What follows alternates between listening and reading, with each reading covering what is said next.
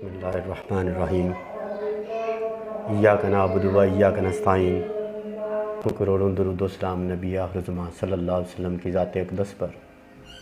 अस्सलामु अलैकुम व रहमतुल्लाहि व बरकातुहू। दोस्तों, आज मैं आपको बहुत ही अहम मालूमात देने जा रहा हूँ।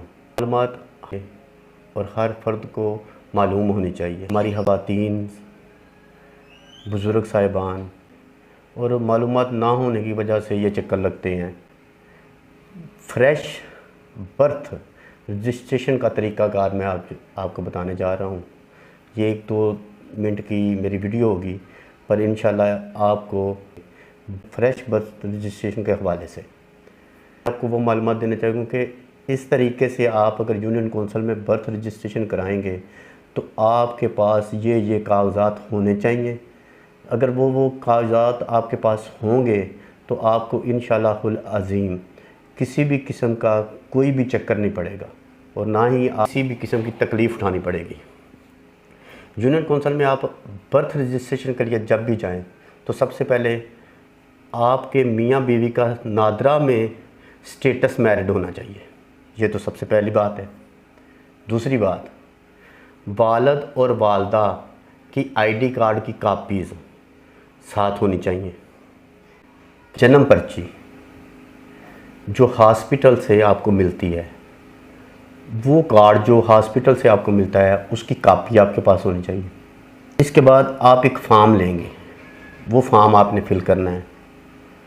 उस फ़ार्म को फ़िल करने का तरीक़ाकार बड़ा वाज़ेह है। उस फ़ार्म पे एक साइड पे उर्दू में लिखना पड़ता है नाम और दूसरी साइड पे इंग्लिश में। यहाँ पर आकर लोग बहुत ज़्यादा जो है ना, वो लोग गलतियाँ कर जाते हैं। स्पेलिंग में, वालिद वालदा के नाम में, दादा के नाम में, ये बड़ी अहम मालूमात है। इस मसले पे आपने एक तो दरख्वास्त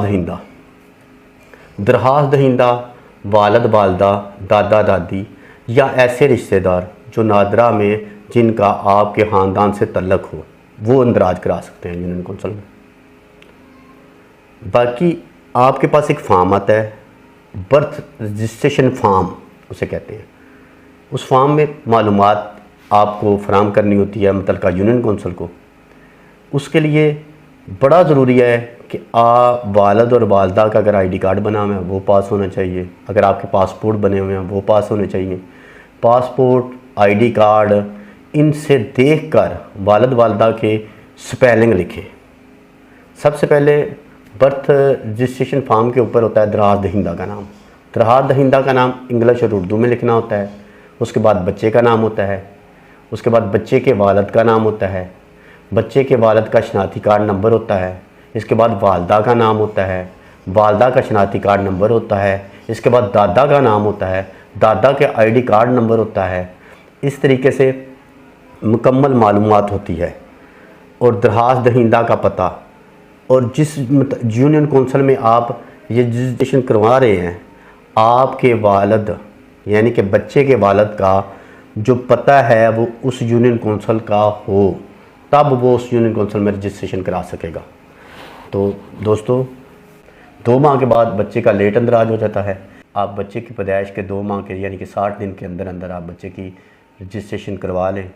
ये बहुत अहम मालूमात थी जिससे आपके बहुत ज़्यादा आप तकलीफ़ से बच सकते हैं।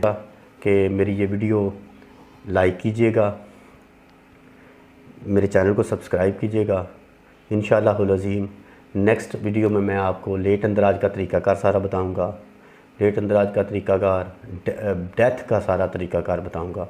इंशाअल्लाह वो भी 2-3 मिनट की वीडियो होगी, आप ज़रूर देखिएगा जी। अल्लाह हाफ़िज़।